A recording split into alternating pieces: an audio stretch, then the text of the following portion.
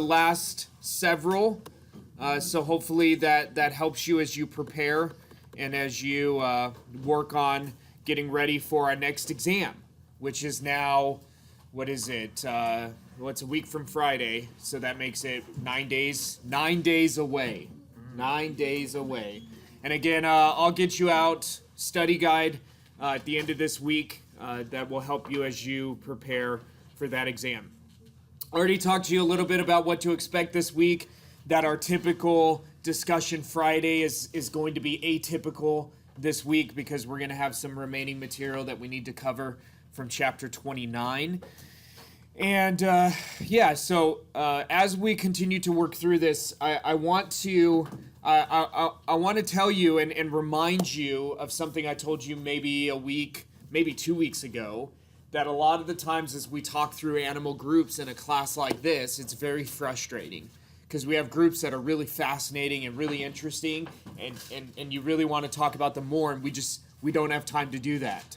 A great example of that is dinosaurs, which we're going to talk about today for literally 2 minutes, maybe 5.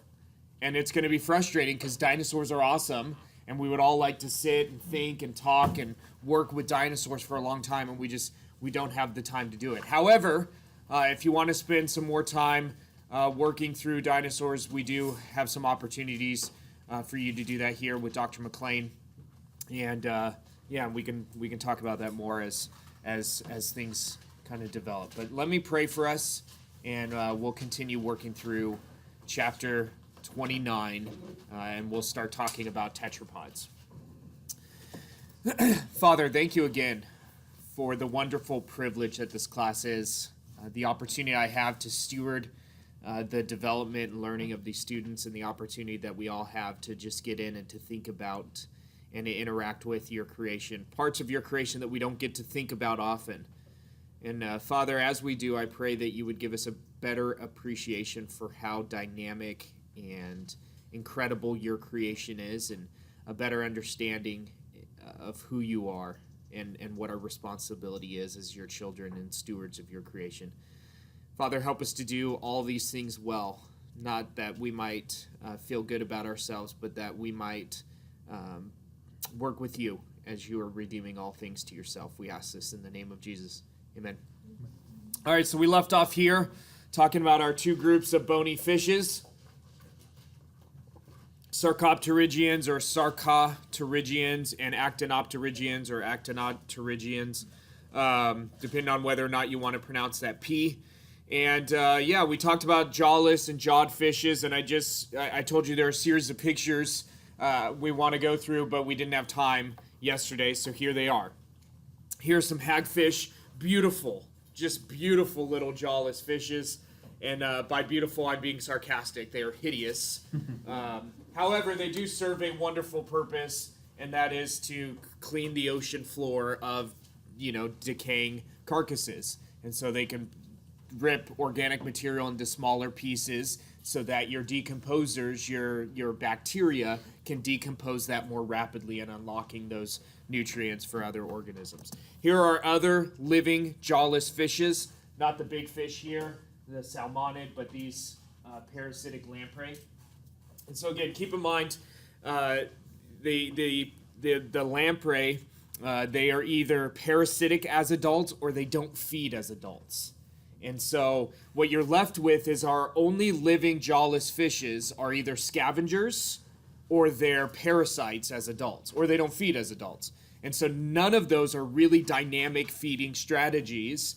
And so when you think about why are jawed fishes favored, and they can do things that jawless fishes can't. And if all you had were your living jawless fishes to figure out what a jawless fish is capable of, you basically say not much, right? I mean, they can eat something that's not moving, right, because it's dead, or they can attach themselves to something and just, slowly, eat away the nutrients from there.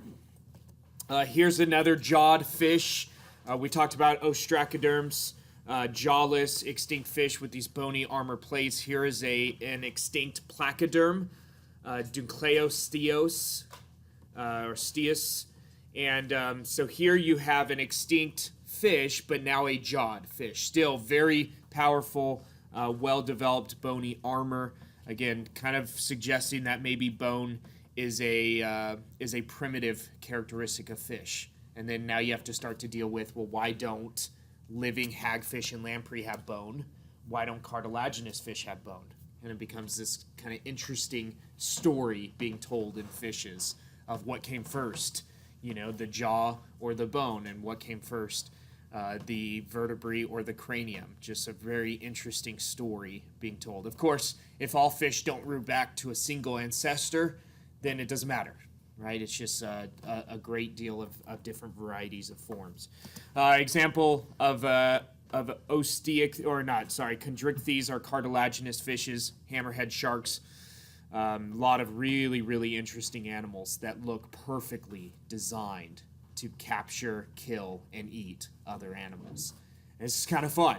And as we get into our discussion on macroevolution, we'll have some opportunity to talk about why do you find so many animals like that, not just sharks, but other animals as well that look perfectly designed to capture, kill, and eat other animals if there weren't animal death happening prior to the fall. We're going to have lots of these fun conversations. We talked about that chondrichthyes tend to have internal fertilization as opposed to bony fish that tend to have external fertilization. And then, these chondrichthyans, since fertilization is internal, there's a variety of different strategies that they can use. Some of them are oviparous like this, and they lay eggs. And a lot of the time, shark eggs are what it's called a mermaid's purse. It's this transparent egg in which you can actually see the developing embryos inside, which is nice. Because oftentimes if you go to an aquarium, they'll have an exhibit where they'll put a mermaid's purse, a shark egg, and you can see sharks at different stages in development. And they take a really long time to develop. And so typically it can take months, even years. And so you get to watch this process as you go to the aquarium every now and again and see these individuals developing further and further. But some sharks, with their internal fertilization, also give live birth, which I don't know what it is about that, but when creepy animals give live birth, it just, for me, makes me even more uncomfortable to think about them. And so the thought, and actually watching a shark give live birth, is troubling to me. I don't know why. It's really not all that different than hatching from an egg, but there's just something about it that's just strange to me. So, what's up? Oh, and then the sand tiger sharks, as embryos, will eat each other, which is interesting. Yeah, while still inside the uterus. It's just crazy. They're crazy animals. So here's a good example of that dorsal ventral flattening that happens in a lot of cartilaginous fishes. Here's a stingray. And then finally, our last picture, two examples of fishes which represent our two different groups of bony fishes. Here on the left, you have an actinopterygian. Here on the right, you have a sarcopterygian. And so here you've got your ray fin fishes. The only thing in the fins are those skeletal rays, our bony rays.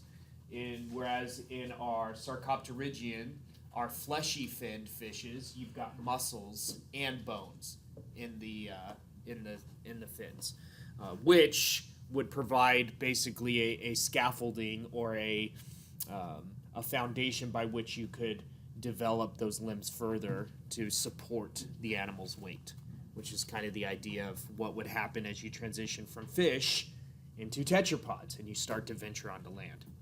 Which is kind of fun because you find fish that actually do that. You find fish that venture onto land, lungfishes.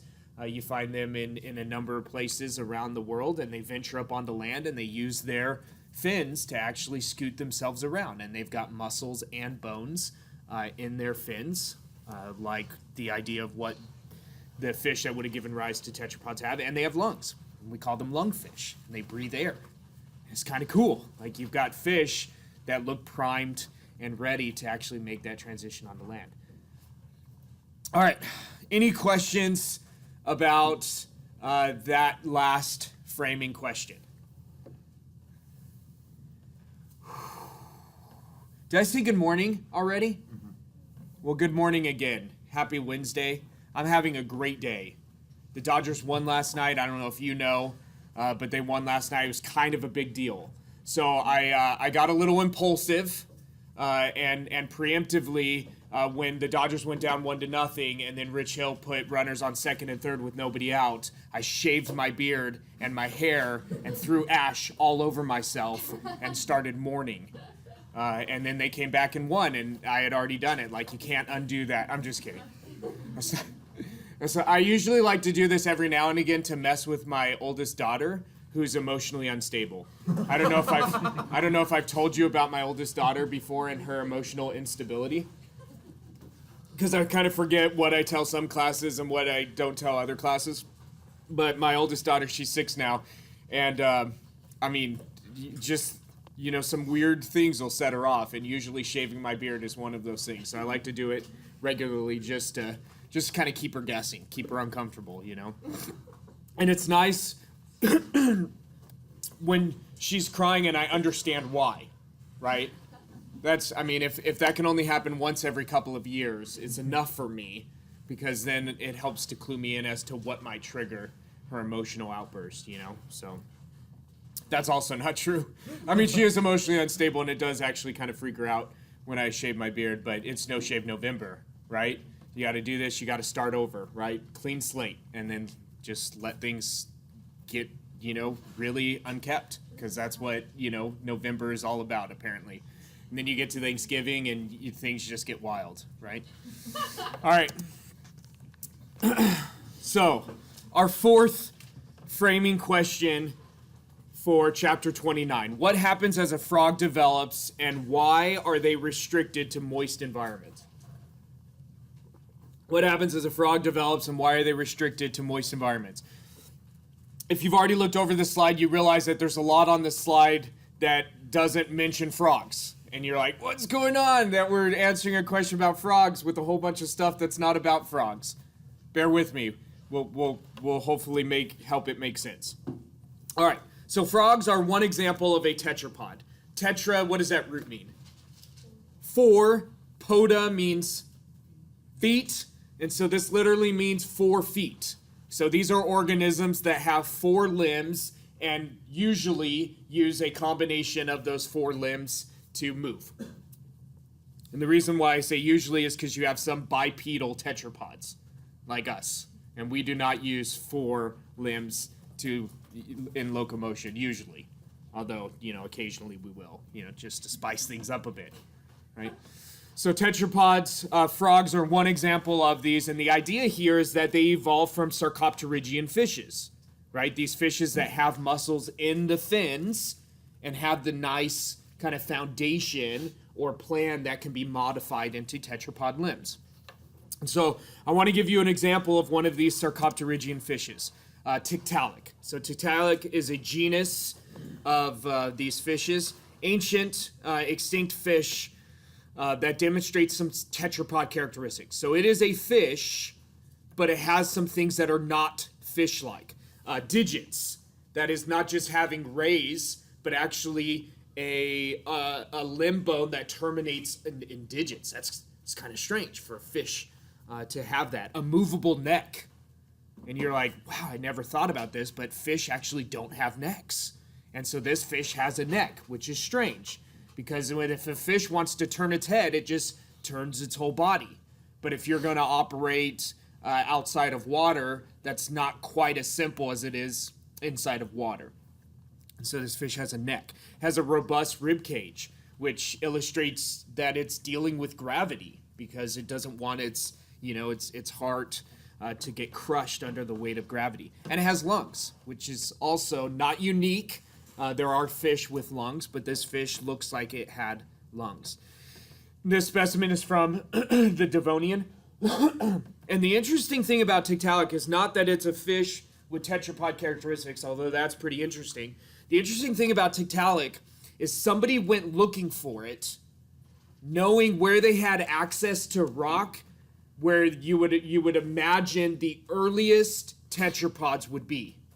And so somebody went exactly where you would expect to find an organism that would bridge the gap between sarcopterygian fishes and tetrapods, Okay, so they went to deposits in Canada where they knew that they were the right age to have that organism. And so they went there looking for it, and they found this, an organism that looks like a transition between Sarcopterygian fishes and tetrapods, exactly where they expected to find it. That's what's really interesting about Tiktaalik, is they found it exactly where they had hypothesized it would be if there were such an organism. So they discovered Tiktaalik in 2004, and it really was kind of trumpeted as the missing link, the organism that connects Sarcopterygian fishes with tetrapods. Found in rocks that are the right age, found in a deposit where you would expect them to live, and having features you would expect them to have. Ichthyostega was discovered a long time before Tiktaalik. I don't remember the exact year, but Ichthyostega is an extinct tetrapod, so it is not a fish. It is a tetrapod from the Upper Devonian, so later than Tiktaalik lived, and it has some fish characteristics. So it has a fish-like tail. It's got tetrapod limbs, but it has a fish-like tail, and it has gills. And so it's a tetrapod, but it's got some fish characteristics. And so before they found Tiktaalik, Ichthyostega was kind of the best example of this kind of transition between fish and tetrapods. Now, since 2004, that's 13 years ago, which it's hard for me to think that way, right? I hear something in the 2000s and I feel like, oh man, that was just like a couple of years ago. And like, no, that was 13 years ago. And so in the past 13 years, I think the consensus has shifted away from Tiktaalik being an intermediate between fish and tetrapods to rather being a fairly derived fish that's, from whatever that organism would have been. There are a lot of issues with Tiktaalik, skeletal issues that don't actually make it a good fit to show the shift from Sarcopterygian fishes to tetrapods, but rather a derived form of that ancestor. So we're still missing that ancestor, but still, it's kind of interesting. Somebody was like, there's going to be an organism that's in rock this old that's going to look like part fish, part tetrapod, and they went there and they found it. And that's really intriguing to think why that is the case. All right, now, finally, we'll start talking about frogs. Hold your question. Okay. Because it'll apply to our lecture break, probably. I don't know. No, actually, give your Okay. question. Don't whales also exhibit some tetrapod features in their Whales are certainly tetrapods. Well, yeah. The question is whether all tetrapods. So, from an idea of a creation model, kind of an orchard, multiple different trees of life. You have a created form and then it diversified. The question there is, even from that perspective, did all of those trees start with a four-limbed tetrapod? Yeah. But yeah, whales and dolphins especially do show evidence of actually forming, because we see four limbs. Remnants of the forelimbs in a whale's You see it in a lot of dolphins. Well, in they'll start to dolphins? Okay. develop them and then they'll resorb them. You do Okay. see them in some living whale species. You see it a lot in fossil whale species where they actually have partially formed limbs. Yeah. What elements don't make it a good transition? Are there specific ones, or just it's a big Yeah, the pelvic and pectoral girdles, so what support the forelimbs and the hind limbs, are a lot better developed than you would expect for a fish that's just kind of first starting to venture onto land. This looks more like our modern lungfish that actually do a really good job of moving around along the bottom and moving up on land. So yeah, some aspects of their skeleton seem a little bit too developed and derived to be a fish that's just kind of starting out. So yeah, modern amphibians like frogs show up in many different forms in the Jurassic. So we're talking a long time after the Devonian, because the Devonian, you've got Devonian, then Carboniferous, then Permian, then Triassic, and then finally the Jurassic. So you're talking 200 plus million years, and then finally your modern amphibians like frogs and salamanders, caecilians show up. And the idea here is they're so different. Frogs and salamanders and caecilians, I don't know if you know what a caecilian is, but it looks like a giant earthworm, but it's actually an amphibian. I'm Sicilian. Yeah, different kind of Sicilian. So here's what a Sicilian, somebody derived from people from Sicily, look like. Different kind of Sicilian altogether. Caecilians. Sicilian. Really weird animals. But yeah, they're so different, frogs and salamanders, Sicilians, that the idea here is that they actually came out from separate early tetrapod groups. That they don't all come from the same early tetrapod. Now, frogs, like other modern amphibians, and the idea is several of these early tetrapods, like Ichthyostega, like some others that we haven't talked about, have jelly eggs. And these jelly eggs are not really good at preventing desiccation. And so if they're in an arid environment, all of the water basically leaves them and they dry out really quickly. And so these eggs have to be laid in water or extremely moist environments. So that's the answer to the second question. Why are they restricted to moist environments? Well, they produce jelly eggs that do a horrible job at preventing desiccation. Okay? So if you're going to lay your egg in a dry place, it's just not going to work well if you are a frog or a salamander or a Sicilian. Also, most frogs, not all frogs, hatch as aquatic larvae that use gills to breathe. So if you're not going to be tied to water, you've got an issue, because where do you put your aquatic larvae? Right? You got to carry around water with you then, and you've got some challenges there. And again, not all frogs do this, but most frogs do this, have aquatic larvae that use gills to breathe, have a post-anal tail like a fish, and feed on algae and aquatic insects. And so they've got a very obvious aquatic lifestyle and have some obvious fish characteristics. Then they go through a complete metamorphosis into adults where they lose the fish characteristics, they lose the gills, they develop lungs, although they had lungs as tadpoles, they just didn't use them. And they develop some features to allow them to live on land, although they're still somewhat tied to moist environments, because most frogs do not do a great job of resisting water loss even as adults. And so the idea here with frogs is that frogs represent developmentally, so as they develop, what must have happened evolutionarily. Okay, so they represent, as they develop, what must have happened, and that you shift from an aquatic to a terrestrial existence. And frogs still have that developmentally, where they start their life as an aquatic organism like a fish and then become something that is terrestrial.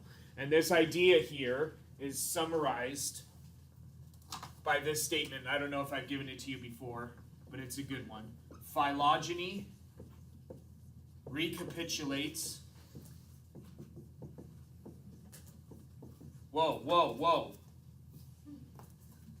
That is not right. Ontogeny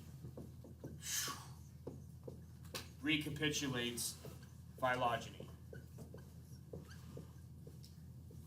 And so the development of an organism reviews or replays the evolutionary history of those organisms. And that's kind of the idea with a lot of our modern amphibians, not just frogs, but a lot of salamanders do this as well, where they start their life as aquatic organisms, and then they go through a metamorphosis to become a terrestrial adult. And again, not all amphibians do this, but a lot do. And the idea here is they're basically modeling what happened in their evolutionary history, which is interesting, although the idea now is that all three of these groups, frogs, salamanders, and Sicilians, actually developed from separate early tetrapods, many of which were entirely terrestrial. So then they're kind of getting it back because they're nostalgic for the aquatic existence that they lost, right? They want to bring back what their ancestors had, and so they just kind of bring it back. Although it'd still be part of their genetic code, so the ability to bring it back would be easier. So here's Tiktaalik. Rosii is the species, but here is something that's clearly a fish, although with some tetrapod characteristics. Here's a green frog. You can tell it's a green frog because it's green, and it's a frog. And so, adult frogs lack a tail altogether. They don't have gills. They don't breathe using gills. They have lungs. They can also breathe right through their skin and through their mouth and through their cloaca. I mean, they can breathe basically using any part of their body, which is kind of fun. And here is a larval frog, and you can show it partially through the metamorphosis. It's already gained its limbs, but it's still got that post-anal tail that needs to be completely resorbed. If you looked, you'd probably find it still has some gills and kind of working through that. And so a complete metamorphosis takes some time. Many frog species take several years to complete the metamorphosis, which is terrible if you're a frog because a lot of things like to eat tadpoles. And if it takes a really long time to get to adulthood, it's just a struggle. It's a hard road. All right? But we're not frogs, so it's fine, I guess. Yeah? How long does metamorphosis usually? It varies among species. Some of them take as many as 3 or 4 years. Some of them take less time. Toads, even toads that start their existence as aquatic larvae tend to go through metamorphosis more rapidly. And so by the time they look like a toad, I mean, they're still really, really small. Whereas, frogs that take longer, by the time they become a frog, they're a lot bigger. They make larger tadpoles. Yeah. Just different strategies. I mean, you could literally step on the American toad as a toad. I mean, it's still like that big. You could step on 12 of them and not even notice you did it. It'd be hard to do that with a bullfrog. You step on one bullfrog, you'll know you stepped on a bullfrog. And you probably wouldn't hurt it much. Although if you did, you could take it and rip its legs off and fry them up and toss them in butter and hot sauce. Change your life. All right. Any questions about this framing question? Early tetrapods, frogs, what's the deal with a frog and why are they tied to water? Yeah. You made the distinction that they need to be either laying water or very moist terrestrial areas. When you say very moist, it has to have some body of water, right? Yeah, not necessarily. Some of them will lay their eggs in like burrows. So like in the soil where the soil's moist enough that it won't dry the eggs out. How does tadpoles survive? Well, yeah, some of them don't start their existence as an aquatic larvae. So some of them, have more of a direct development. So once they hatch from the eggs, they're, what you would consider to be a frog and not a tadpole. Yeah. Yeah. So, just to be clear, so the idea is that fish develop tetrapod characteristics when on land. Yes. But when we look at frogs and salamanders, it's now believed that those aren't early ancestors. Those are actually. Yeah. Don't think of those as like the early tetrapods. Those are super duper derived. I mean, they're just nothing like those early tetrapods. So what living organisms do we have that are believed to be those close? Nothing. Nothing. Yeah. No, okay. We don't have anything alive now that is believed to be like those early tetrapods. Okay. And then, but then that fish you were talking about, the Tiktaalik. Mm-hmm. But that's not obviously it's not living anymore. No, but modern lungfish aren't much different. They've got some really big similarities to Tiktaalik. Okay. Yeah. Well, that was fun. All right, so orient yourselves into groups of 6/7/8, because I guess if we only make 4 groups, we're going to need to go up to 8. But if y'all make 5 groups, then we won't. But anyways, orient yourselves into groups of 6, 7, or 8, and pick a leader. Pick a discussion leader and a sharer. 30 seconds.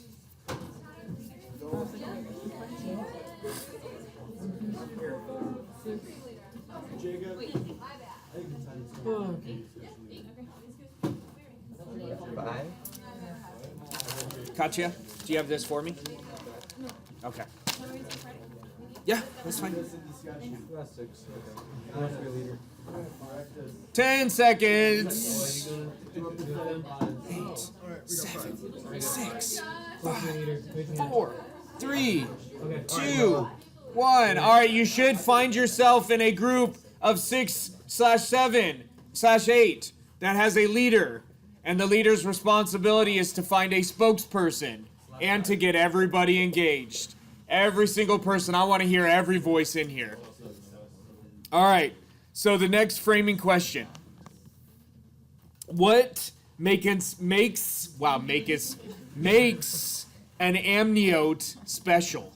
What makes an amniote special? Man, I am really glad that I don't go back and listen to these recordings, because I think if I did, I would be very disappointed by the number of, verbal mishaps that I have. All right. So amniotes include reptiles, birds, and mammals. So that's an explanation of what is an amniote. And now let's talk about, what makes them so special? What makes birds, reptiles, and mammals special? That's not our lecture break question, so don't feel like, oh man, we gotta start thinking through this. I'll give you some information about what makes them special. Well, first of all, they're not as attached to water as amphibians are and as the early tetrapods would be. So they're not as attached to water because they've got these two features. These two features that allow them to do a good job of preventing desiccation, preventing water loss. First one, instead of a jelly egg, they have a shelled egg, unless, of course, they don't make eggs, but that's a different case altogether. If they make eggs, they have a shelled egg, and I guess they all make eggs. It's just a matter of whether they lay them or not. Anyways, another conversation for another time.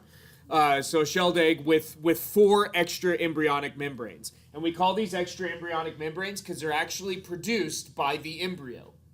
So portions of the embryo grow out and form 4 extra embryonic membranes that all surround the developing embryo.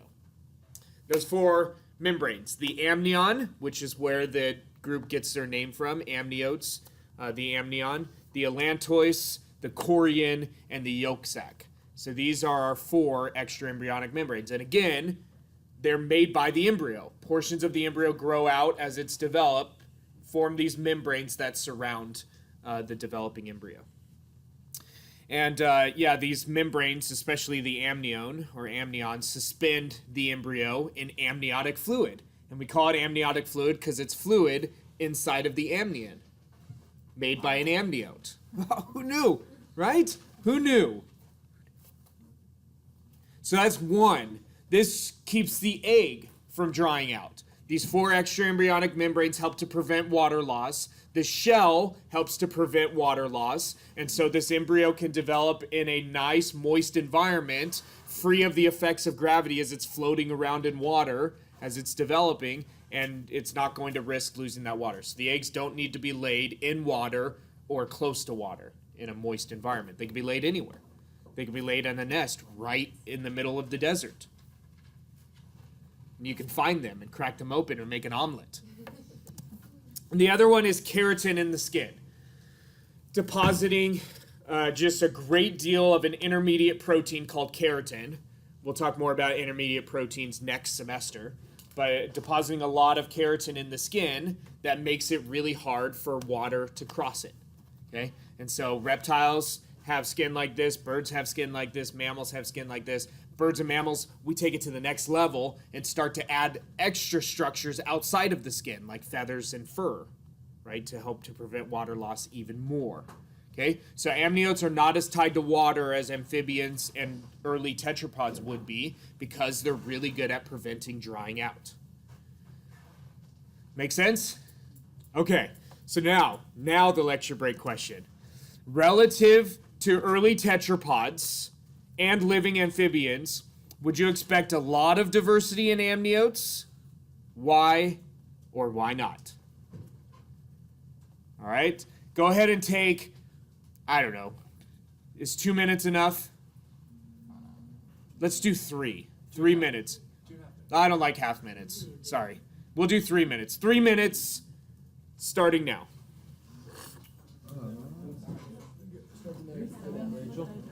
Why go ahead? Wow, on the spot. I mean,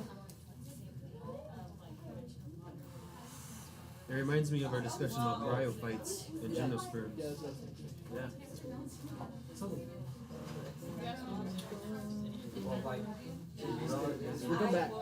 Alright, yes, I would say we would. Like, we see a lot of diversity, but they don't necessarily.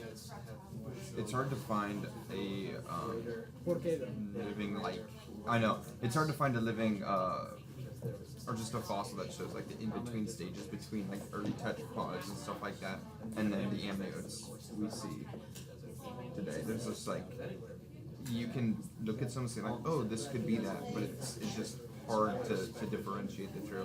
So if we were looking at early tetrapods and living amphibians, would we expect this amount of diversity? Probably not. We might, considering the amount. If we assume, never mind. If we assume that tetrapods did evolve into the amniotes we see today, there's so many tetrapods and stuff like that. Good stuff. I gotta catch up. That yeah. Basically, yes, we should not be surprised there's a lot of diversity because more ecosystems and things like that are available to amniotes because they're not tied to water. So therefore they can take advantage of the niches, take advantage of the areas, etc. They're protected just like the seed protection. Just like Plus, like with every change that they have, then we like to say Oh yeah.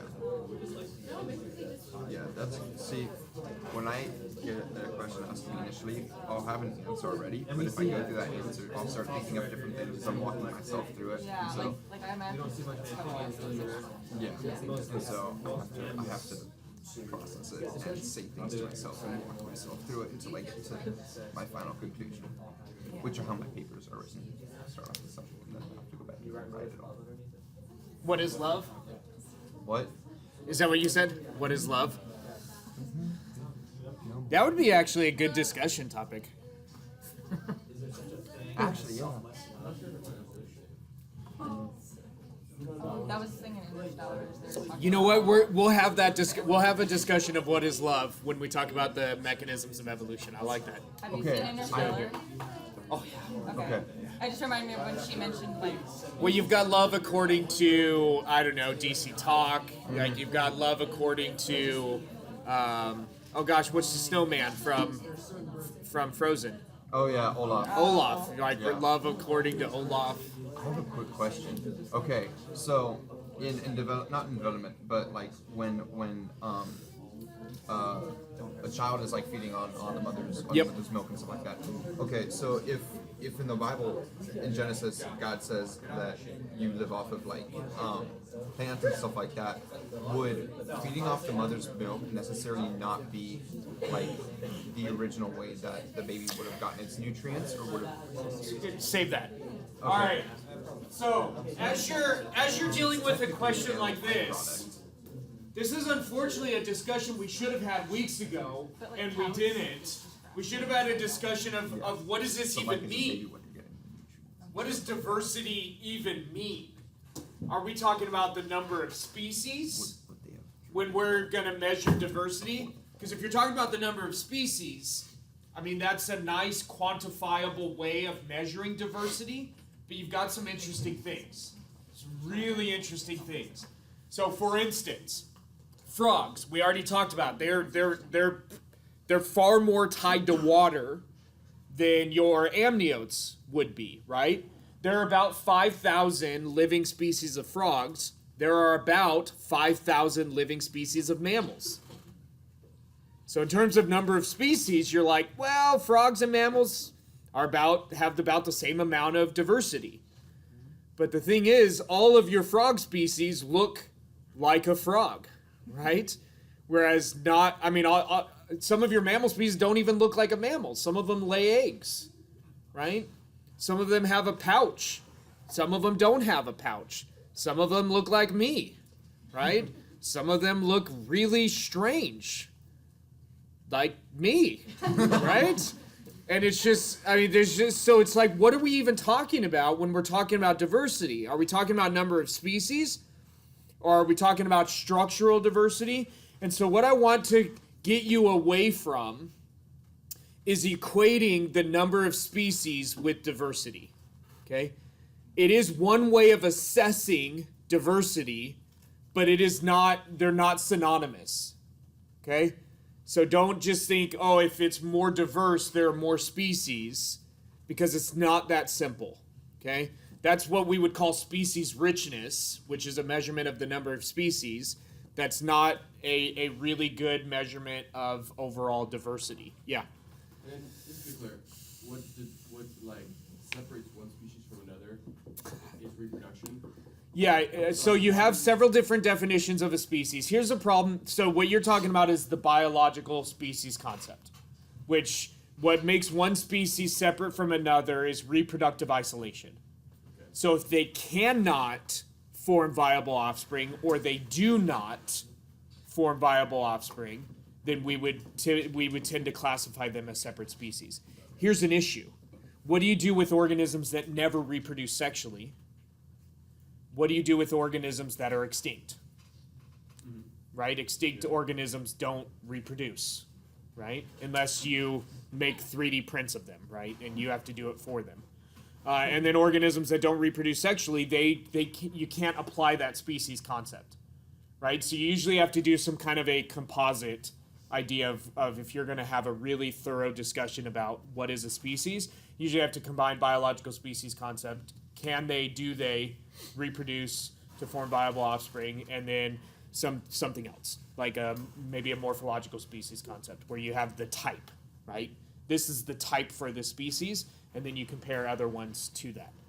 Now, you don't want to use just that one, because then you have issues like, like if you say, okay, well, this is the type for Homo sapiens, right? And you're like, well, yeah, but the type has, light brown hair. This one has dark brown hair. I mean, what did we do, right? It's different, So you can't use that as your only. So, okay. And then did you have was that? Just a question. Because I just kind of hijacked I didn't even let you finish your question. I saw that that's where you were going. Yeah. And so, okay. Yeah, so I just want you to just remember that the number of species is just one way of measuring diversity. Okay? So what I was really getting at with this question, the reason why I wanted to do this is because after I read this, I'm like, if all we're going to do is the number of species, we're going to have an interesting little situation here. I don't know how many living species there are of salamanders, but I'd imagine it's in the thousands as well. You have about 7,000 or so living species of birds. I don't know how many living species there are of reptiles. I know there are 7 living species of sea turtles, and they're all awesome.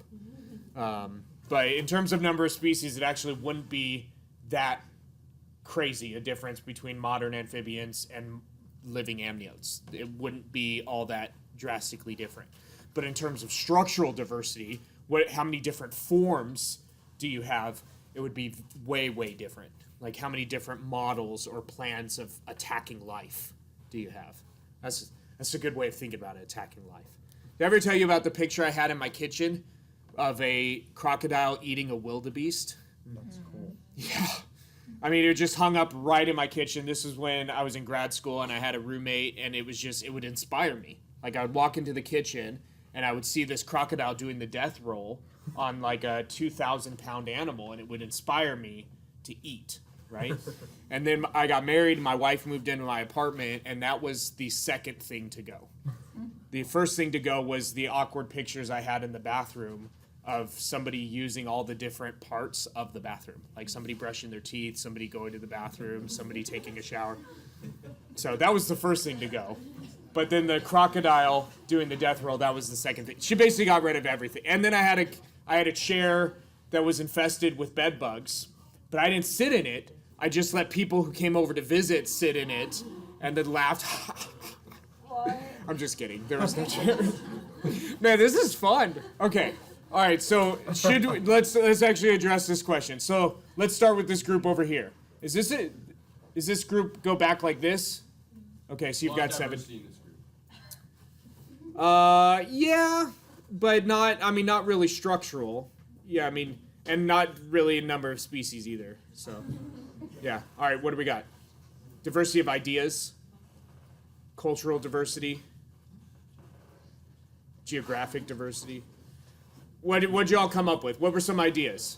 Should we expect there to be a great deal of diversity in amniotes when you compare it to living amphibians? Did you all not pick a representative? No, we got cut off before we could. That's awkward. Let's go to a different group, and then we'll come back. Who was your group leader? Was it Joey? Oh, it was Jacob.